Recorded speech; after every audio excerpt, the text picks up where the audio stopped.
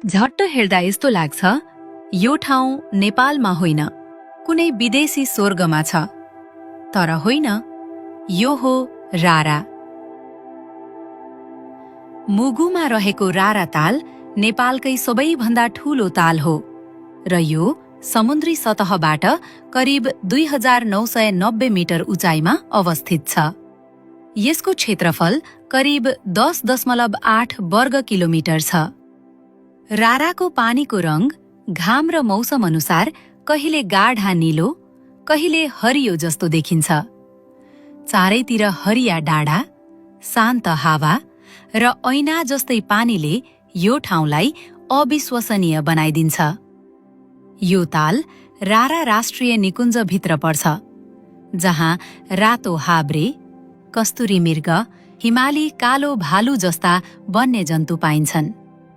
रारा पुगेपछि एउटा कुरा महसुस हुन्छ, नेपालको सुन्दरता अझै पूरा देखिसकेको छैन।